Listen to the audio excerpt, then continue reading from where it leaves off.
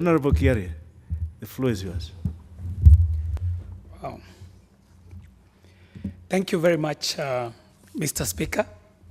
And I'd like to say that I rise to support this motion on the adoption of the sessional paper number 3 of 2017 on the National Policy on Climate Finance. And Mr. Speaker, I'd like to note right from the beginning that former president of France told us, and this is Francois Hollande, told us that we have one single mission. And that single mission is to protect and hand on the planet to the next generation. Mr. Speaker, with this sessional paper, this house will not be taken just as a house of lamentations. It will now start taking steps towards mitigating the effects of climate change by creating a framework of financing and putting in place measures that will mitigate the effects of climate change. And I'd like to note that when Kenyans awarded themselves the Constitution of Kenya 2010, they in effect committed themselves and also gave themselves responsibilities towards how they shall handle the environment. And this is captured well in Section 42 of our Constitution, Section 69 and Section 70 of our Constitution that broadly lays out the ideas that we have as a country as to how we relate with our environment.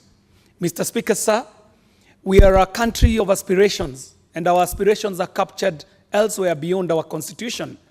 We have also conventions that we have committed ourselves to internationally, and some of which relate to the environment and climate change. Mr. Speaker, most recently, this government has pronounced itself on something we are calling the Big Four. These Big Four are ranging from food security to housing to industry and to housing, Mr. Speaker, sir. What we need to note is that all this cannot happen in an environment that is harsh or uninhabitable for humans. And that is why I find this sessional paper quite relevant and timely. Because I remember a certain quote by the president of the World Bank, Jim Yong Kim, who says that we have to wake up to the urgency of the now. And what is happening now, as has been said by many members of this House this afternoon, is in a stark contrast of what we grew up knowing. If you go to my constituency, Dagoretti South constituency, and compare what is called the Kirichwa Big River, or Kirichwa Kubwa, and Kirichwa Ndogo, and how we knew them when we were growing up, these rivers are a pale comparison of what they used to be. And these are visible impacts of climate change. Mr. Speaker, some of us who happen to be city dwellers are people who are realizing the effects of climate change because the reality is alive to us, and I will say that it is a harsh reality. Mr. Speaker, going beyond the financing of climate change, I'd like to say that we have to see these issues beyond just the mobilization of funds. Beyond the mobilization, we have to now start asking ourselves how the funds will be utilized.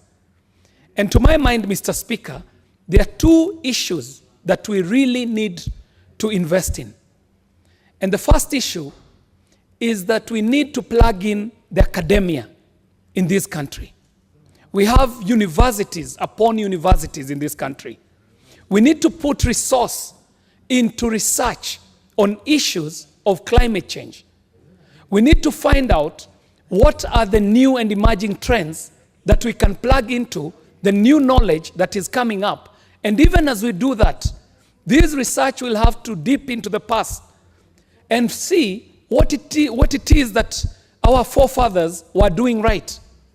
My father once reminded me that his grandfather, who is my great-grandfather, took great offense when any individual cut a tree for no purpose. Our traditional learnings tell us that you cannot approach a mogumo tree carelessly. They had some wisdom that helped them conserve the environment. And it is in that light, Mr. Speaker, that I say that beyond the financing, we have to look at the utilization of these funds, and I propose that research should be one of these areas that we invest in.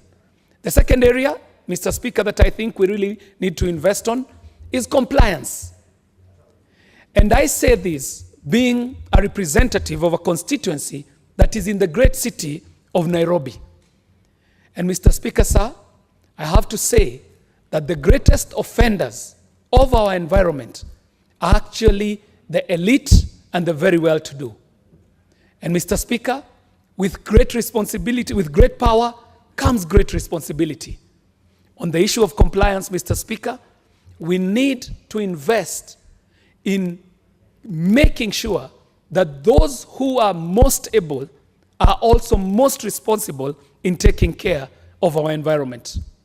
Big companies are depositing raw sewage effluents into our rivers. Big companies are depositing high lead levels into our rivers. Big companies and big corporates, some of them multinational, are depositing very offensive garbage into our environment. And as such, it becomes such a precarious adventure to live in this city.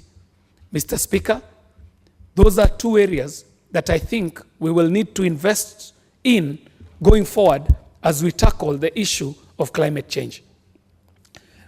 Mr. Speaker, sir, I'd like to rest and put this on record that the effects of climate change as we know them go beyond the obvious issues of a harsh environment, food shortage, and the issues that have been raised this afternoon. And I'd like to offer to this House that, to my mind, the greatest war that we face going forward is a war of resources that will be necessitated by the changes in the climate. Mr. Speaker, sir, the great Wangari Maathai taught us that, unfortunately, the issues of climate are taken very subtly because the effects of climate change are very subtle in themselves. However, we are the generation that is living at that point where we had been warned that climate change effects are normally slowly, then suddenly. And I do believe that we are at that suddenly point.